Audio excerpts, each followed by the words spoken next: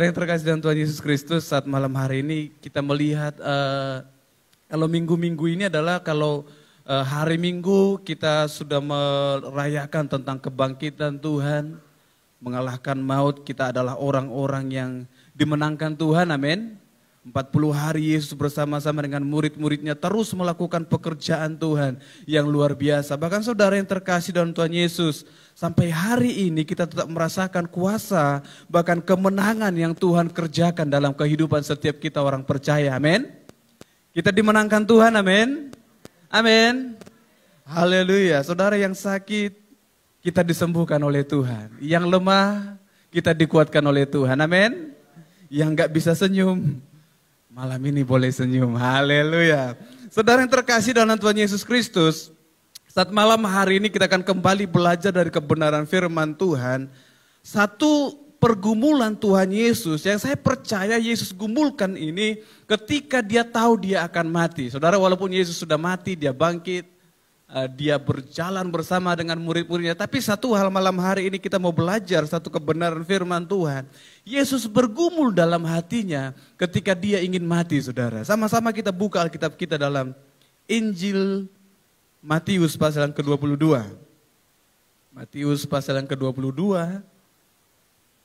Ayat yang pertama sampai ayat yang ke-14, yang sudah menemukan katakan haleluya.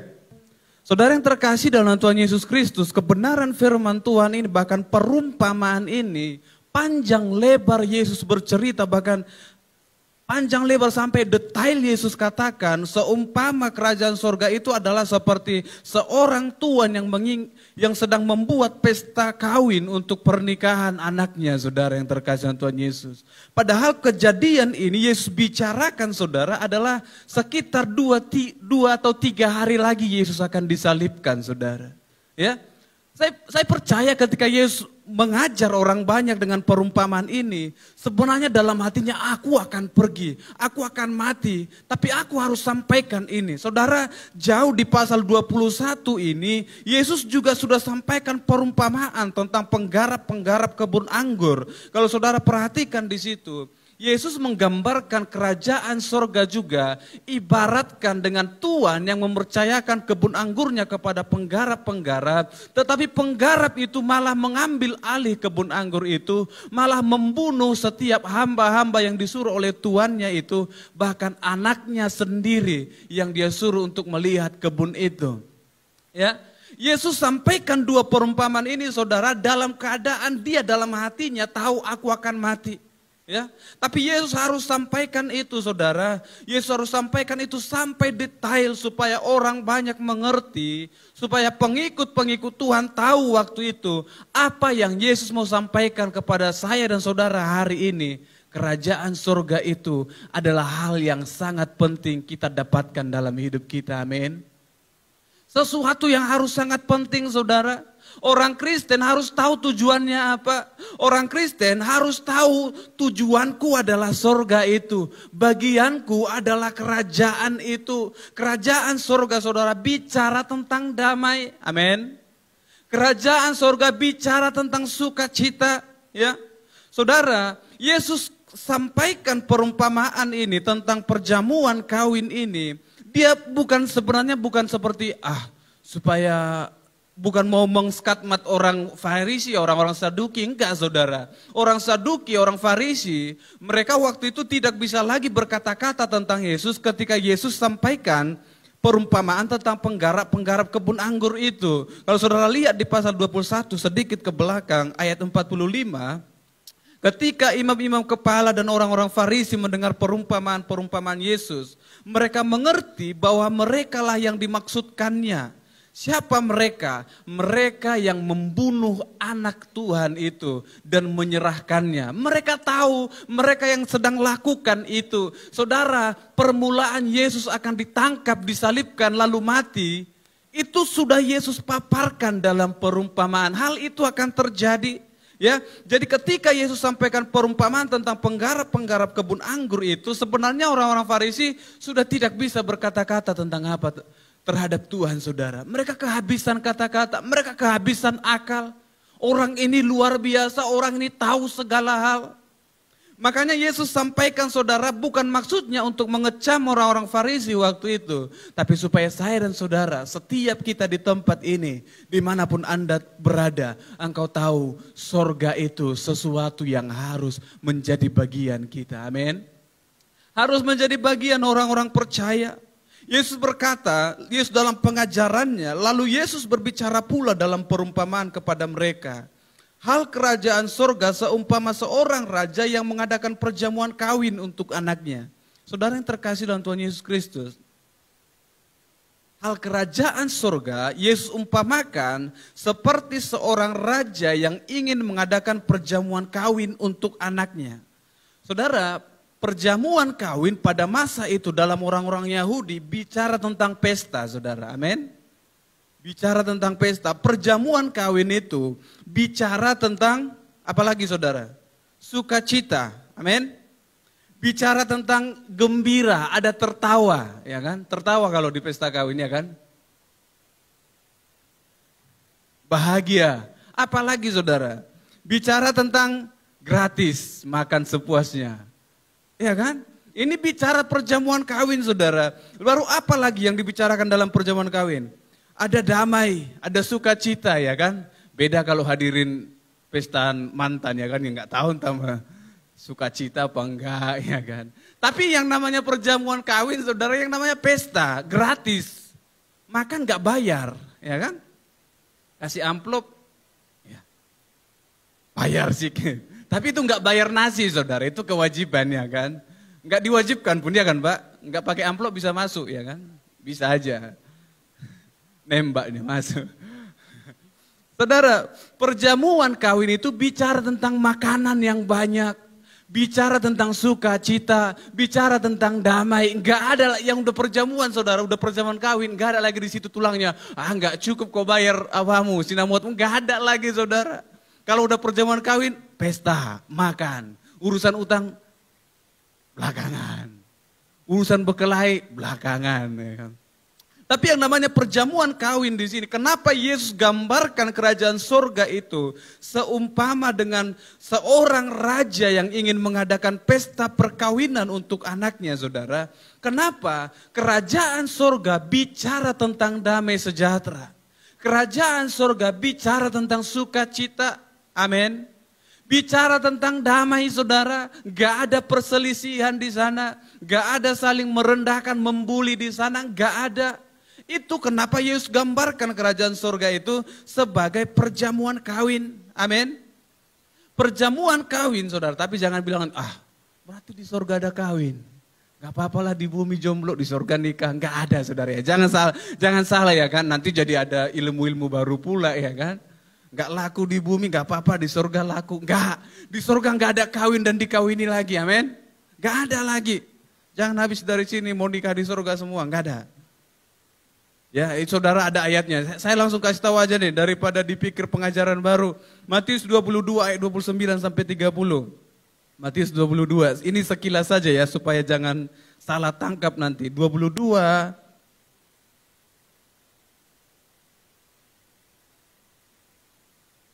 ayat 29 sampai 30. Firman Tuhan katakan seperti ini.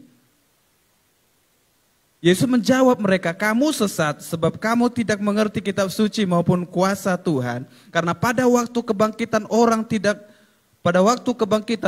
tidak kawin dan tidak dikawinkan, melainkan hidup seperti malaikat di sorga. Amin. Jadi jangan lomba-lomba nikah di sorga, enggak ada kawin di sorga kawan, di bumi aja. Amin. Usahakan di bumi. Amin. Haleluya, usahakan. Saudara, Yesus katakan perumpamaan kerajaan surga itu seumpama seorang raja yang ingin mengadakan pesta perkawinan untuk anaknya. Saudara yang terkasih dalam Tuhan Yesus Kristus, ayat 3 dan 4, ia menyuruh hamba-hambanya memanggil orang-orang yang telah diundang ke perjamuan kawin itu, tetapi orang-orang itu tidak mau datang. Saudara perhatikan ini. Seorang raja ingin mengadakan pesta. Bayangkan saudara, ini seorang raja yang mau buat loh. Seorang raja ingin membuat pesta, dia mengundang orang-orang tertentu. Saudara, kalau raja yang diundangnya orang tertentu atau bukan? Iya kan? Saudara pun mungkin kalau saudara yang buat pesta yang saudara undang paling yang satu marga, tetangga, ya kan? Kami enggak diundang. Ya kan? Orang-orang tertentu, saudara. Ini tuan ini, raja ini paling yang diundangnya lah orang-orang besar, saudara. Pejabat-pejabatnya, ya, kepala-kepala kebun anggur, ya, kepala peternakan, kepala apa lagi? Ya. Yang diundang orang-orang besar, saudara. Tapi ayat 3 dikatakan, ia menyuruh hamba-hambanya memanggil orang-orang yang telah diundang ke perjamuan kawin itu. Tetapi orang-orang itu tidak mau datang. Saudara bayangkan yang buat pesta raja. Yang buat raja loh. Kalau saya tadi yang buat pesta ya boleh saudara nggak datang, nanti nggak cukup nasinya ya kan. Nggak cukup dagingnya. Ya kan? Ini yang buat raja loh. Yang buat raja dan yang mau dinikahkan itu anaknya. Bukan hambanya, ya kan? Contohnya nih, kalau ada seorang raja, dia mau nikahkan hambanya. Sama nggak pesta untuk pembantunya dengan pesta untuk anaknya menurut Bapak Ibu? Tidak, mau seberapa baik pun raja itu saudara, ada bedanya. Dia menikahkan pembantunya dengan dia menikahkan anaknya. Yesus gambarkan kerajaan surga itu seumpama seorang raja yang ingin membuat pesta kawin untuk anaknya, bukan untuk hambanya. Saya percaya adalah satu hidangan yang sangat besar. Sebuah pesta yang pasti besar, saudara, megah keadaannya. Yesus gambarkan kerajaan surga itu seperti itu. Tetapi saudara, orang-orang yang telah diundangnya tidak mengindahkan undangan itu. Ya. Orang-orang besar itu tidak mengindahkan undangan Tuhan, undangan raja waktu itu, saudara yang terkasih dalam Tuhan Yesus Kristus. Ayat 4 dikatakan, ia menyuruh pula hamba-hamba lain pesannya. Katakanlah kepada orang-orang yang diundang itu, sesungguhnya hidangan telah kusediakan, lembu-lembu jantan dan ternak piaraanku telah disembeli, semuanya telah tersedia, datanglah ke perjamuan kawin ini. Saudara lihat. Besarnya hati raja ini, saudara. Hamba yang pertama disuruh, nggak datang kami. Disuruh lagi hamba yang lain, panggillah dulu sekali lagi, bilang udah siap semua makanan. Disuruh hamba yang satu lagi, datanglah kalian tulang. Udah dipotong lembu, udah dipotong kambing, udah... Apalagi yang kurang, bahkan lembu piaraanku, kata sang raja, sudah disembelih. Berarti hidangan saudara berbicara sesuatu yang sangat besar yang sudah disediakan waktu itu. Ya, sudah disiapkan oleh raja itu. Tetapi orang-orang itu saudara yang terkasih dalam Tuhan Yesus Kristus, tidak satu orang pun yang mengindahkan pesan Tuhan itu. Tidak mengindahkan pesan raja itu. Ayat 5 dikatakan, tetapi orang-orang yang diundang itu tidak mengindahkannya. Ada yang pergi ke ladangnya dan ada yang pergi mengurus usahanya. Dan ada yang lain menangkap hamba-hambanya itu, menyiksanya dan membunuhnya. Saya pikir Yesus buat perumpamaan ini terlalu bagaimana ya? Kalau orang Batak yang diundang saudara, nggak mungkin nolak dia ya kan?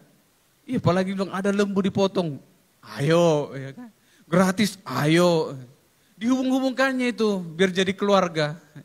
Oh tulangkunya itu, tulangnya opungku, diucapkannya. Atau bilang mantannya bapakku dulu ini.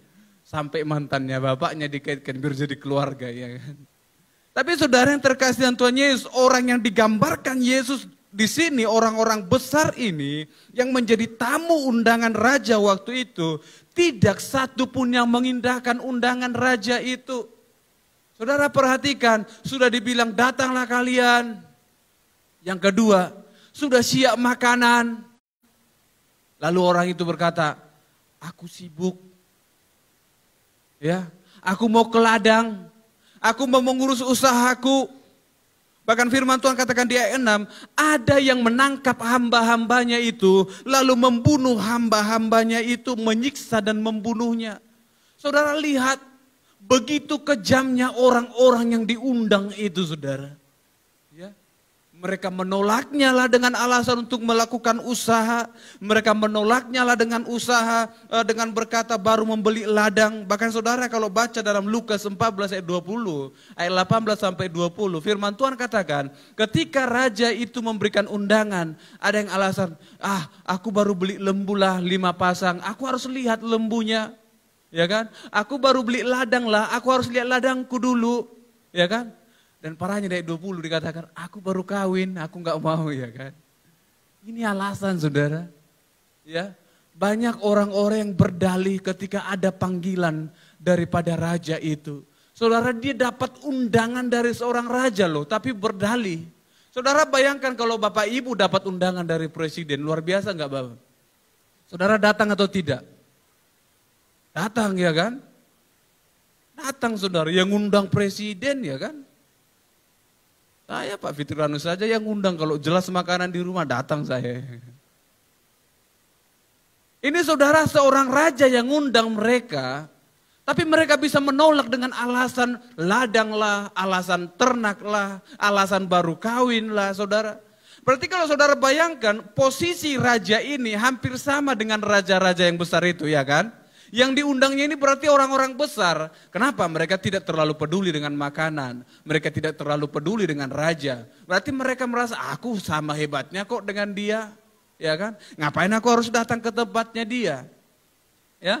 Tapi kenapa Yesus harus gambarkan sorga dengan keadaan seorang raja yang mengadakan perjamuan kawin itu, saudara yang terkasih dalam Tuhan Yesus. Ya. Hidangan itu bicara tentang sesuatu yang Yesus siapkan di sorga itu. Hidangan bicara hati yang penuh damai, amin. Kalau di sini Yesus menggambarkan raja itu berkata, aku sudah menyembelih kambing dombaku, setiap makanan sudah aku sediakan. Yang Yesus mau sampaikan kepada saya dan saudara di tempat ini adalah, hidangan bicara tentang hati yang damai. Hidangan itu bicara tentang janji daripada Injil. Hidangan bicara tentang anugerah, dan hidangan itu bicara tentang hidup yang kekal, amin. Yesus berkata, aku siapkan hidangan yang luar biasa. Saudara, Yesus hanya undang orang-orang tertentu waktu itu, saudara. Ya, Yesus yang mau Yesus sampaikan adalah undangan keselamatan itu, saudara, awalnya ditujukan hanya kepada orang-orang Yahudi. Amin. Awalnya hanya ditujukan kepada orang-orang Yahudi, tetapi orang-orang Yahudi tidak merespon akan panggilan itu, tidak respon dengan undangan itu. Malah banyak mereka yang menyambut dengan kekerasan, saudara. Saudara tahu apa yang Yesus katakan? Bahkan ada di antara mereka yang menyiksa, menangkap dan membunuh hamba-hambanya itu. Saudara, betapa mengerikan apa yang Yesus gumulkan waktu itu ketika dia ingin naik ke kayu salib. Diceritakan ini sebegitu detail apa yang dia katakan tentang kerajaan surga. Kerajaan surga seumpama seorang raja yang memberikan undangan, tapi tidak satu orang pun yang menanggapi, merespon undangan itu. Saudara yang terkasih dalam Tuhan Yesus Kristus, Yesus bergumul dalam hatinya. Yesus tidak mau mati naik ke kayu salib, tapi orang banyak tidak mengerti tentang kerajaan kekal itu, tidak mengerti tentang keselamatan itu. Tetapi saudara yang terkasih dalam Tuhan Yesus Kristus, ketika tadi orang-orang berdalih daripada Tuhan, mereka membuat alasan yang begitu banyak dengan Tuhan. Ada yang beralasan, aku mau pergi ke ladang dulu, aku mau baru membeli lembu, aku baru memberi lembu dan aku mau melihatnya, memberi ladang dan baru aku mau mengurus ladang itu, saudara. Sekarang saudara yang terkasih dalam Tuhan Yesus Kristus, hal atau alasan apa yang kau buat di hadapan Tuhan sehingga engkau tidak mau merespon tentang panggilan Tuhan. Engkau tidak mau datang dalam undangannya Tuhan. Ya, kadang saudara, kita sebagai orang Kristen, kita berkata, kita undang Tuhan untuk datang mampir dalam rumah kita. Kita mampirlah dengar doaku. Saudara seolah-olah Tuhan gak dengar dengan doa saudara. Tuhan dengar dengan doa kita. Tapi saudara, apakah engkau respon juga dengan undangannya Tuhan? Saya percaya, bahkan saya katakan, saya bangga punya Tuhan yang luar biasa. Kita bangga punya Yesus yang hidup. Yesus adalah Yesus yang begitu dahsyatnya saudara. Bahkan dalam kelemah lembutannya. Yesus berkata, marilah kepadaku semua yang letih, lesu dan berbeban berat. Kurang luar biasa apalagi Yesus saudara. Yesus selalu tawarkan undangan-undangan yang menguatkan setiap orang. Ketika engkau lemah, dia undang engkau datang dalam dirinya. Aku akan memberikan kelegaan kepadamu. Karena kuk yang ada padaku adalah enak dan ringan saudara. Dan ketika engkau bergumul tentang keselamatan itu, Yesus sampaikan undangan tentang keselamatan itu. Tapi beberapa orang menolak undangan itu. Mereka berdalih, mereka cari 1000 alasan untuk tidak mau datang dalam undangan perjamuan kawin itu. Saudara yang terkasih dalam Tuhan Yesus Kristus. Ayat yang ke-7. Lalu menyuruh pasukannya ke sana untuk membinasakan pembunuh-pembunuh itu dan membakar kota mereka. Saudara lihat, Yesus sampaikan dalam perumpamaan ini. Maka murkalah raja itu. Saudara, ada saatnya di mana Tuhan ketika umat itu orang Israel terkenal dengan bangsa yang sangat keras kepala. Ya, Tuhan tahu dengan keadaan mereka, tapi ada masanya saudara yang Tuhan penuhi ini, Tuhan genapi ini, raja itu murka atas orang-orang itu, lalu ia menyuruh pasukannya untuk membunuh atau membinasakan orang-orang yang membunuh hamba-hambanya itu. Saudara kalau lihat sejarah-sejarah, belajar sejarah saudara, bagaimana orang Israel mengalami murkanya Tuhan, mengalami penindasan yang Tuhan boleh izinkan atas orang Kristen pun. Kalau engkau terlalu sering berdalih di hadapan Tuhan, engkau terlalu sering cari alasan di hadapan Tuhan, ada saatnya di mana raja itu murka akan engkau. Engkau diundang dengan cuma-cuma. Tuhan gak katakan bawa ini, gak ada saudara. Tuhan itu, raja itu hanya berkata datanglah dalam undanganku. Ya, ketika raja itu murka saudara, ayat ke-8. Kalau engkau sekali saja menolak undangan itu, membangkitkan murkanya raja itu, membangkitkan amarahnya raja itu. Raja berkata, kamu tidak layak dalam perjamuan kawin ini. Amin. Tuhan gak suka orang yang banyak alasan saudara. Tuhan gak suka orang yang banyak alasan untuk datang dalam undangannya Tuhan. Ya kan? Kalau undangan KKR mungkin saudara banyaklah alasannya kan. Udah buat spanduk besar-besar, marilah, hadirilah. Ya kan? Mari bergabung. Susah kali yang datang, sibuk. Tapi buat spanduk aja ya kan. Orang cari alasan saudara, udah biasanya KKR. Rasakan dan nikmati. Enggak datang itu, biasanya itu. Dia enggak tahu mungkin di situ dia mengalami sesuatu yang luar biasa dengan Tuhan. Amin. Amin. Tapi kalau engkau dapat undangan itu saudara, ya kan? Penuhi, datang dalam undangannya Tuhan. Ya kan? Datang dalam undangannya Tuhan. Saya percaya saudara, kami kalau dia orang Batak pun saudara, kalau dapat undangan, ya kan, kalau dia nggak bisa pergi, minimal dia nitip ya kan, yang orang Batak, betul ya. Ini pandai-pandian pula saya. Yang lain begitu juga ya kan, Pak. Iya, kalau nggak bisa pergi, setidaknya nitip ini ya dari kami. Ini saudara, udah diundang, udahlah sibuk aku. Ya kan, sibuk aku. Ini coba kalau pendeta yang diundang. Diundang sama Tuhan. Pak pendeta, jangan dulu Tuhan. Masih ada jadwal KKR. Sayang persembahannya. Bukan itu maksudnya. Sayang jiwa-jiwanya belum mengalami. Ya kan? Saudara yang terkasih Tuhan Yesus, Tuhan gak butuh orang yang banyak alasan saudara. Ya, gak suka Tuhan. Apalagi sampai dibunuh lagi hambanya saudara. Itu bicara banyak hamba-hamba Tuhan yang menyampaikan undangan keselamatan itu. Bicara tentang nabi-nabi, bicara tentang rasul-rasul. Mereka menyampaikan keselamatan itu saudara. Tapi orang malah membunuh nabi-nabi itu membinasakan para rasul-rasul itu, menganiaya mereka, meraja mereka. Bahkan kalau di zaman sekarang ini banyak misionaris-misionaris menyampaikan kebenaran firman Tuhan. Banyak pendeta-pendeta yang menyampaikan kebenaran firman Tuhan. Berapa banyak orang yang menolak tentang keberadaan mereka, menganiaya mereka, bahkan membunuh mereka. Ya kan? Guru yang ditembak lah, ya, baru-baru ini ada di Papua guru ditembak ya kan. Kita nggak tahu saudara. Tapi begitulah orang untuk Injil, untuk Kristus. Banyak orang yang ditolak bahkan dibunuh saudara. Mereka hanya menyampaikan undangan keselamatan itu. Tapi mereka malah ditangkap, disiksa dan dibunuh saudara yang terkasih dalam Tuhan Yesus Kristus. Ini yang terjadi di zaman sekarang. Makanya saudara, perjamuan ini tidak layak bagi mereka. Karena mereka sudah menolaknya, kata raja itu. Di ayat yang ke-9 dikatakan, ayat yang ke-9. Sebab itu, pergilah ke persimpangan-persimpangan jalan. Dan undanglah setiap orang yang kamu jumpai di sana ke perjamuan kawin itu. Maka pergilah hamba-hamba itu. Mereka mengumpulkan semua orang-orang yang dijumpainya di jalan-jalan. Dan orang-orang jahat dan orang-orang baik, sehingga penuhlah ruangan perjamuan kawin itu dengan tamu. Amin. Saudara, saking raja ini, gak mungkin makanan sudah ada. Siapa yang makan ini, ya kan? Siapa yang makan ini?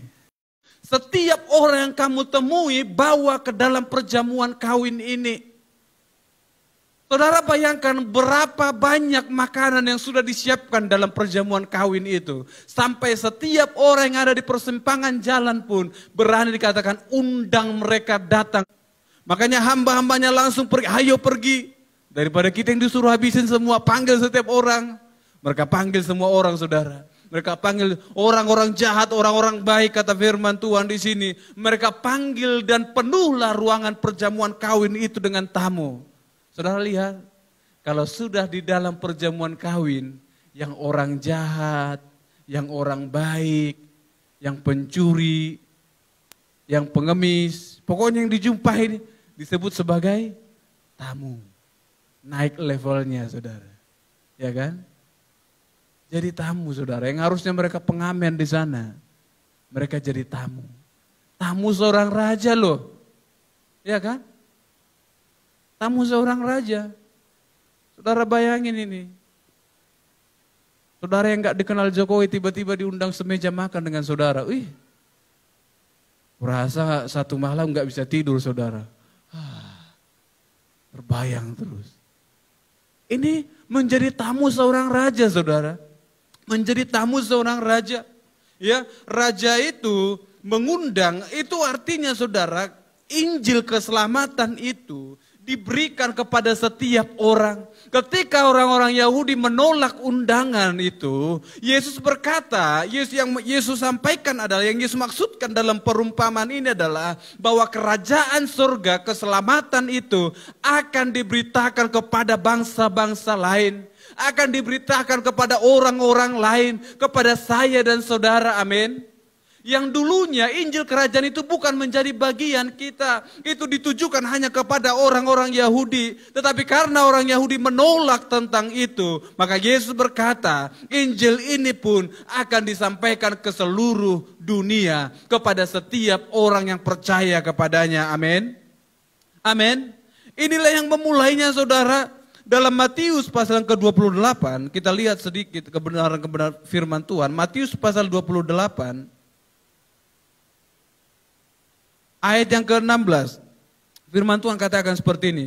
Dan ke-11 murid itu berangkat ke Galilea, ke bukit yang telah ditunjukkan Yesus kepada mereka. Ketika melihat dia, mereka menyembahnya, tetapi beberapa orang ragu-ragu. Yesus mendekati mereka dan berkata, kepadaku telah diberikan segala kuasa di sorga dan di bumi. Karena itu, pergilah, jadikanlah semua bangsa itu menjadi murid, jadikanlah semua bangsa muridku, dan baptislah mereka dalam nama Bapa dan Anak dan Roh Kudus, dan ajarlah mereka melakukan segala sesuatu yang telah kuperintahkan kepadamu, dan ketahuilah aku menyertai kamu senantiasa sampai kepada akhir zaman. Amin. Yesus berkata saudara, ini bicara tentang Yesus naik ke surga saudara yang terkasih dalam Tuhan Yesus Kristus. Ya, jadi Yesus dalam pesan terakhirnya dalam mandatnya, dalam amanat agungnya yang Bapak-bapak gereja katakan, Yesus berkata, pergilah, jadikanlah semua bangsa muridku, amin. Yang awalnya hanya ditujukan kepada orang-orang Yahudi, tetapi karena mereka menolak, maka undangan itu dibuka untuk umum. Maka perumpamaan yang disampaikan ketika dia sebelum naik ke kayu salib itu, orang-orang yang di persimpangan itu bicara tentang bangsa-bangsa yang belum pernah mengenal Tuhan. Bangsa-bangsa yang belum pernah mendengar keselamatan itu. Orang-orang di persimpangan itu, orang-orang jahat, orang-orang baik yang Yesus sampaikan dalam perumpamaan. Tentang penjahat-penjahat yang belum pernah mendengar tentang Yesus, atau bicara tentang orang-orang yang sama sekali belum mengerti siapa juru selamat itu. Yesus berkata, sampaikan undangan keselamatan ini sampai kepada bangsa-bangsa, amin. Amin. Sekarang yang menjadi hamba itu siapa, saudara? Yang menjadi hamba itulah saya dan saudara. Makanya kata firman Tuhan, pergilah, ya. Firman Tuhan keselamatan itu kepada setiap orang yang mau menyatakan bahwa Yesus adalah satu-satunya keselamatan itu. Amin. Yesus sampaikan undangan itu melalui saya dan saudara hari ini. Engkau adalah hamba-hamba itu, saudara yang terkasih Tuhan Yesus. Jadi jangan heran kalau suatu saat mungkin ada orang yang menolak engkau dengan alasan baru beli ladang baru. Ada orang menolak engkau karena dia baru beli lembu baru. Ada orang menolak engkau karena apa? Atau bahkan ada orang akan menganiaya engkau, membunuh dan membinasakan engkau. Saudara lihat misionaris-misionaris sekarang. Mereka harus alami tekanan-tekanan. Gereja Tuhan harus dianiaya, saudara. Tapi itu harus terjadi. Kenapa Yesus sudah nubuatkan itu? Yesus tahu itu akan terjadi. Bahwa hamba-hambanya akan ditangkap, akan disiksa, bahkan dibunuh. Tapi firman Tuhan katakan, saudara yang terkasih dan Tuhan Yesus. Yesus buka undangan itu. Raja buka undangan itu secara umum. Tuhan membuka undangan itu hari ini. Undangan itu ditujukan kepada semua bangsa-bangsa. Bahkan kalau kita lihat dalam Injil Yohanes pasal yang pertama, saudara yang terkasih dalam Tuhan Yesus Kristus. Yohanes pasal yang pertama. Yohanes pasal yang pertama ayat yang ke-11, saya bacakan untuk saudara. Ini firman yang telah menjadi manusia. Ia datang kepada milik kepunyaannya, tetapi orang-orang kepunyaannya tidak menerimanya. Tetapi semua orang yang menerimanya diberinya kuasa supaya menjadi anak-anak Tuhan, yaitu mereka yang percaya dalam namanya. Amin. Amin. Siapakah yang menjadi tamu itu? Setiap orang yang menerima namanya. Amin. Setiap orang yang menerima dia akan diberikan kuasa untuk menjadi anak-anak Tuhan. Siapapun saudara, siapapun keluargamu, kalau engkau terima Yesus adalah juru selamat itu, Yesus berkata, engkau akan menerima kuasa menjadi anak-anaknya Tuhan. Engkau layak masuk dalam perjamuan kawin itu. Engkau layak masuk dalam perjamuan kawin itu. Engkau layak masuk dalam kerajaan surga itu. Itu yang Yesus mau sampaikan kepada orang-orang banyak sebelum dia naik ke kayu salib. Dia mau setiap orang percaya mengerti bahwa Injil keselamatan itu, bahwa kerajaan surga itu akan menjadi milik kepunyaan setiap orang yang percaya kepadanya. Amin. Setiap orang yang percaya kepadanya. Ayat 11 dikatakan, saudara, ketika raja itu masuk untuk bertemu dengan tamu-tamu itu, ia melihat seorang yang tidak berpakaian pesta. Ia berkata kepadanya, hai saudara, bagaimana engkau masuk kemari dengan tidak menggunakan pakaian pesta? Tetapi orang itu diam saja. Saudara lihat, saudara bayangkan yang dipanggilkan dari pinggir jalan, ya kan, dari simpang-simpang. Orang yang disimpang pakai batik enggak terus? Ada enggak saudara lihat di pinggir jalan pakai batik dia terus? Atau pakai kemeja rapi terus? Ada enggak? Ada kan? Paling bajunya baju kaos-kaos oblong, ya kan? Namanya orang di persimpangan, ya kan? Ya paling lah kalau pejabat yang lagi nunggu nyebrang di persimpangan, rapi dia, ya kan? Tapi Yesus raja itu ketika ruangan itu sudah penuh dengan tamu saudara, lalu raja itu keluar dengan kemegahannya, dengan pakaian yang luar biasa. Dia keluar untuk berjumpa dengan undangannya. Lalu dia lihat satu orang, saudara, ya kan? Kenapa kamu masuk nggak pakai pakaian pesta? Kok satu orang? Padahal banyak yang dari simpang, berarti yang lain sempat pulang ganti baju gitu. Ganti baju dua, kita diundang raja makan. Tapi ada satu orang yang tidak pakaian pesta, saudara. Tidak pakaian pesta. Ya, raja itu melihat satu orang yang tidak berpakaian pesta. Dia berkata kepada hambanya, bagaimana orang ini bisa masuk? Saudara, kenapa hal ini harus digambarkan mengenai kerajaan sorga? Siapa orang yang tidak berpakaian pesta ini? Apakah dia karena tidak pakai batik? Ya kan? Apakah karena dia tidak pakai baju putih? Kalau saya katakan ini di kerajaan sorga berarti harus pakai baju putih. Apakah karena dia tidak pakai baju putih? Apa yang membuat dia kelihatan tidak berpakaian pesta, saudara? Membuat dia tidak layak dalam pesta itu.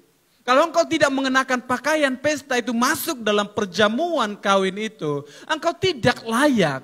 Kata raja itu, bagaimana bisa engkau masuk ke sini engkau tidak mengenakan pakaian pesta? Berarti dari banyaknya orang yang diundang masuk dalam perjamuan ini, hanya satu orang yang didapati tidak mengenakan pakaian pesta, saudara. Ya. Dan raja itu berkata, saudara yang terkasih Tuhan Yesus Kristus, ikatlah kaki dan tangannya, campakkan dia. Kenapa kerajaan sorga bicara hal seperti ini? Tuhan, apakah masuk ke kerajaan sorga harus baju bagus? Apakah masuk kerajaan sorga itu harus pakai batik, Tuhan? Apakah masuk dalam kerajaan sorga itu harus pakai jas, Tuhan? Mungkin dalam pandangan orang harus seperti ini, bajunya harus rapi. Jangan masuk ke gereja bajunya nggak bagus lah, kotor lah, ada nodanya lah. Ya kan? Bukan ini yang Yesus maksud, saudara. Tapi yang membuat dia kelihatan tidak berpakaian pesta adalah, saudara, bukan bicara seperti dalam Wahyu 3:15 dikatakan, orang yang menang akan diberikan kepadanya pakaian yang putih. Ya kan? Begitu di Wahyu dikatakan, amin. Ya kan? Kalau dalam Wahyu 19 ayat yang ke-8 dikatakan, orang yang dalam kerajaan surga, mereka akan mengenakan kain lenan yang halus, yang berkilau-kilauan, dan yang putih bersih. Ya kan? Jadi mungkin sebagian orang, mau masuk ke surga harus pakai baju putih. Ya kan? Makanya sekolah minggu kan nyanyi, di surga nanti pakai baju putih. Ya kan? Mau baptisan pakai baju putih, mau ninggal pakai baju. Ya kan? Saya saudara, ini saya bilang karena saya tadi lewat dari veteran, saya lihat orang banyak ziarah ya kan. Sebelah kanan itu Pak, banyak ziarah tadi. Saya teringat baru kali ini rupanya aku nggak pulang juga ziarah. Puji Tuhan hari ini ada kawannya yang ziarah ke tempat makam adik saya. Kami sekeluarga nggak ziarah, orang lain pula yang datang ziarah. Puji Tuhan lah, Tuhan baik, amin. Tapi yang saya lihat waktu adik saya meninggal saudara, nggak pakai baju, cuma ditutup, udah nggak pakai baju putih, ya nggak kebagian nanti nih surga itu. Ya. Tapi saudara yang terkasih Tuhan Yesus, kain lenan halus dalam Wahyu, firman Tuhan menulis, bahkan Alkitab menulis, kalau saudara lihat dalam Wahyu 19 ayat ke-8, itu bicara tentang perbuatan-perbuatan yang benar dari orang-orang kudus, ya. Kain lenan halus itu, baju putih itu bicara tentang perbuatan-perbuatan yang benar dari orang-orang kudus. Ya. Jadi kenapa orang itu kelihatan tidak berpakaian pesta, saudara? Bukan berarti karena bajunya tidak bagus, bukan berarti karena bajunya compang-camping, saudara. Tapi yang membuat dia kelihatan tidak berpakaian pesta adalah, saudara buka dalam Roma 1, Roma 10, Roma pasal yang ke-10 ayat 1 sampai ke 3. Paulus ingatkan jemaat di Roma katanya, Dia berkata seperti ini, saudara-saudara, keinginan hatiku dalam doaku kepada Tuhan ialah supaya mereka diselamatkan. Sebab aku dapat memberi kesaksian tentang mereka, bahwa mereka sungguh-sungguh giat untuk Tuhan, tetapi tanpa pengertian yang benar. Sebab oleh karena mereka tidak mengenal kebenaran Tuhan, dan oleh karena mereka berusaha untuk mendirikan kebenaran mereka sendiri, maka mereka tidak takluk kepada kebenaran Tuhan.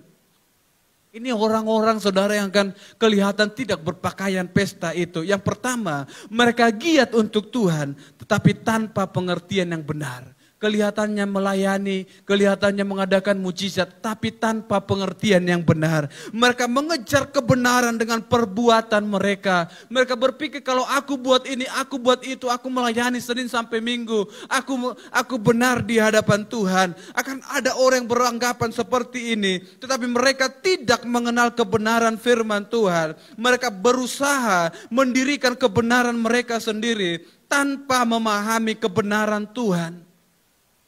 Hamba-hamba Tuhan pun berapa banyak sekarang saudara yang muncul pengajar-pengajar yang tidak benar.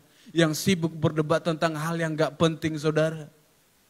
Ya, sibuk memperdebatkan Alkitab, sibuk memperdebatkan keselamatan. Cukup percaya saja.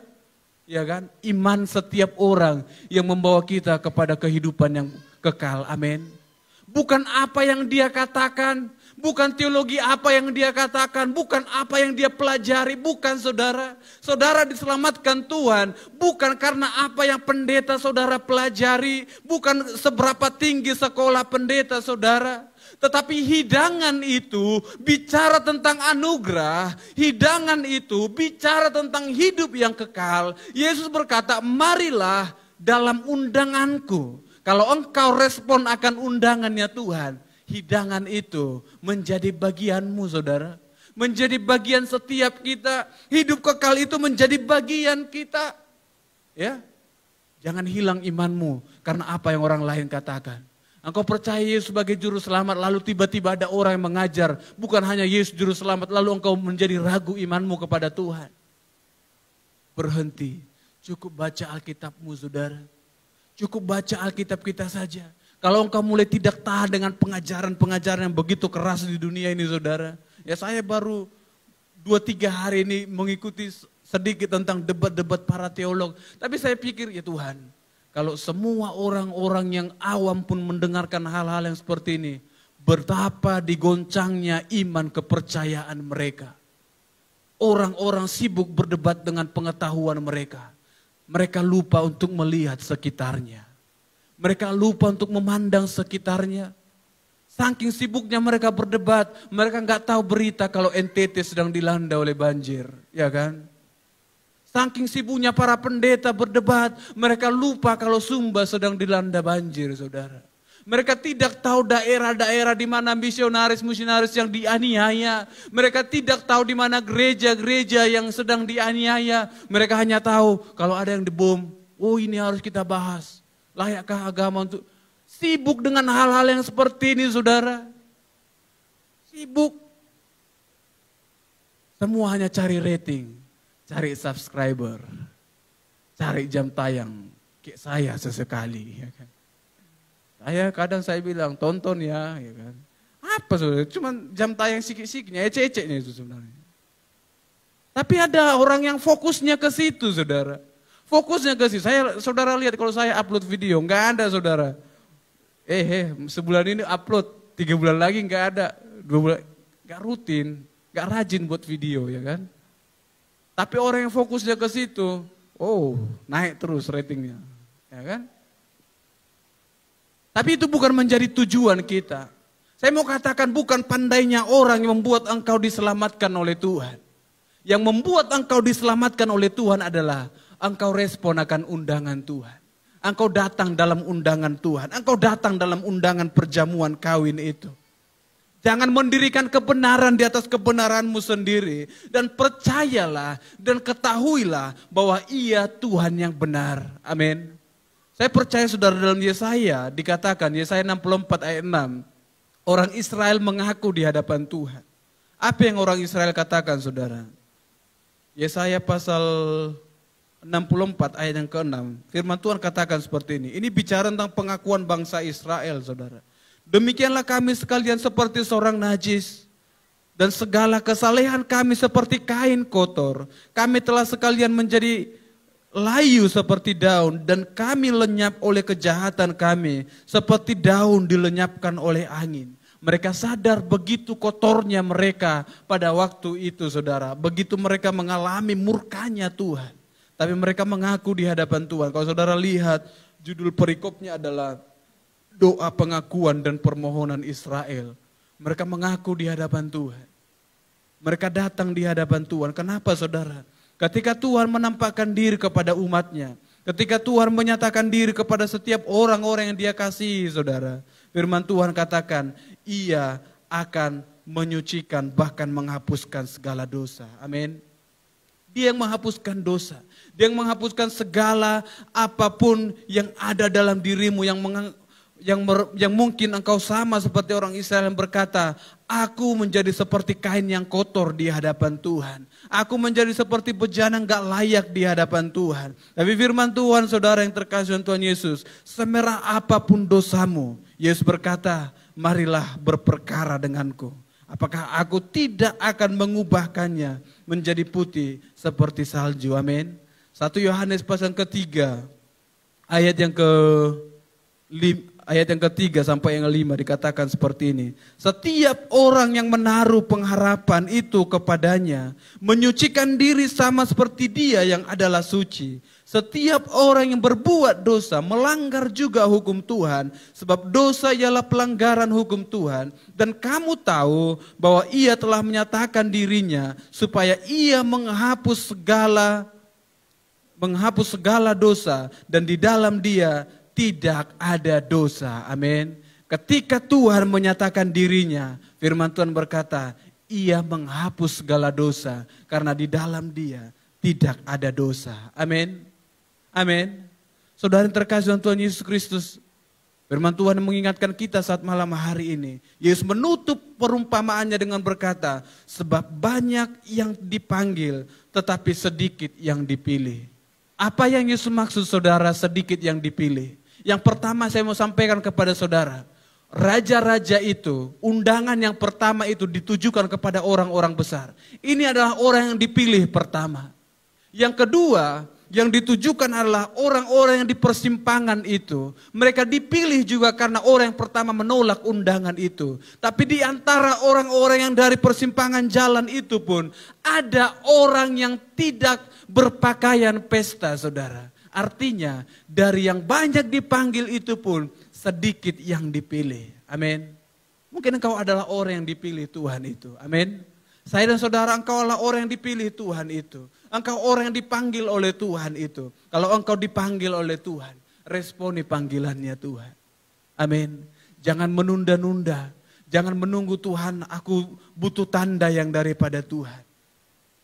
Tapi kalau engkau datang dalam undangan pesta itu, saudara, undangan perjamuan kawin itu, jangan sampai engkau kelihatan tidak berpakaian pesta.